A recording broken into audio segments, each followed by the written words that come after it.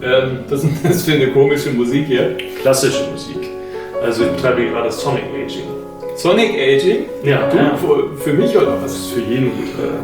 Also, ne, so die klassische Musik, die so Vibration erzeugt, dadurch Bewegung, das ist was Feines für den Älterungsprozess. Von mir oder was? Alle.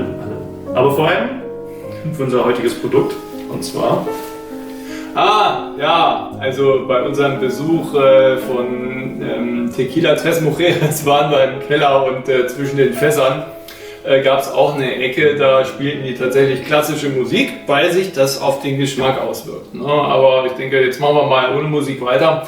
Herzlich willkommen zum heutigen Video der Agavenbrand.com GmbH und wir haben uns das Thema des Tequila Añejo ausgesucht. Also diese Kategorie hängt mit der Lagerung zusammen. genau, folgt aus dem Reposado und zeichnet sich wirklich durch die Fasslagerung aus.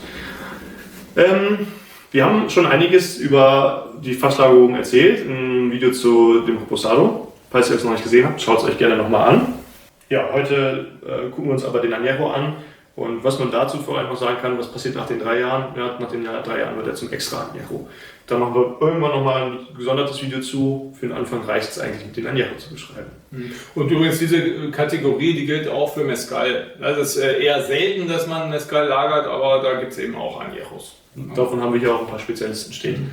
Ja, zum Añejo kann man eigentlich sagen, dass sich auf ihn die Fasslagerung am stärksten ausprägt.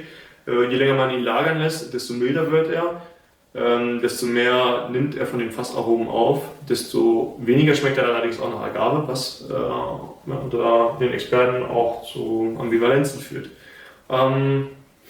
Ja, außerdem ist er teurer, ne? Und das hängt natürlich mit dem Prozess zusammen. Es ist nicht nur eine Kapitalbindung, sondern durch die Lagerung im Holz, je nach Art, je nach Temperaturen, verliert man dann so 2-3 Volumenprozent im Jahr, genau wie bei Whisky eigentlich. Und das findet sich natürlich dann auch im Preis.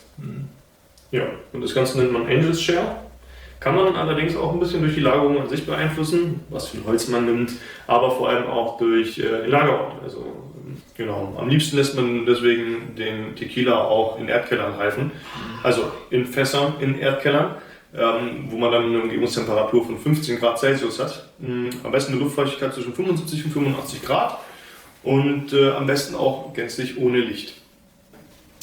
Aber er verliert auch quasi an Agavenaromen. Und das ist halt das Problem an der ganzen Sache. Aber muss es nicht immer sein, denn dieser Facettenreichtum, den man durch die Fassreifung erhält, hält sich mit 1 bis 3 Jahren eigentlich in einer sehr guten Waage. Also im Vergleich zu Whiskys, die da mindestens 3 Jahre reifen müssen, beziehungsweise 3 Jahre und einen Tag, glaube ich, sind das. Okay. Ja, hat man da eigentlich jetzt noch nicht viel verloren.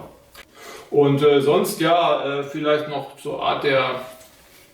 Ja, genau. Also jetzt haben wir hier neue Gläser stehen. Und zwar im Gegensatz zum Blanco oder zum Reposado, die man genau Caballito trinkt oder trinken kann, ist es beim Añejo dann eher empfohlen, zu einem Cognac-Schwenker zu greifen. Hat gleich mehrere Vorteile. Man erhitzt nicht so sehr die Spirituose, die man trägt. Deswegen Achtung, also bitte nicht so halten wie bei Cognac, ne? Sondern am Stiel. Ja, es sei denn, die Heizkosten sind zu hoch und ihr müsst die Raumtemperatur unten halten, dann geht das natürlich schon. Naja. Okay, dann wollen wir mal zur Praxis überschreiten. Genau, da wird man dann natürlich auch noch die anderen Vorteile an diesem Glas entdecken. Welcher war denn dein Lieblings-Añejo?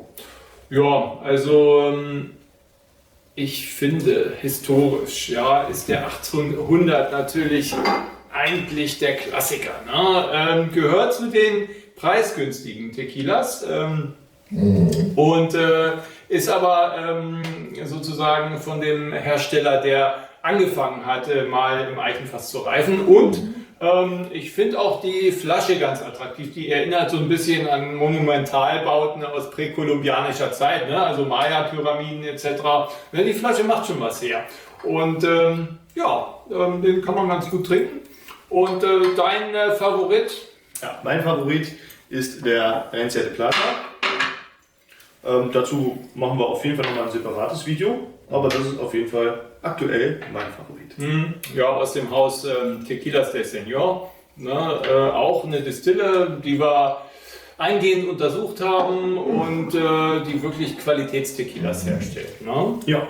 Und in dem Sinne, wollen wir mal anstoßen? Salut. Und danke fürs Zuschauen.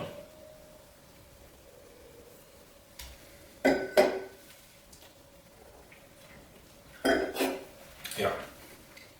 Das ist ein Añejo. Ja, was man noch zu den Cognac-Geschmäckern sagen kann, ist, dadurch, dass man hier diese große Oberfläche hat, wirkt der Tequila natürlich nochmal ein gutes Stück hochwertiger, edler, kommt besser zum Vorschein. Gleichzeitig, wenn man das Ganze verkosten möchte, hat man durch die Verengung natürlich dann nochmal, fängt man ein bisschen mehr von den Ausdünstungen ab.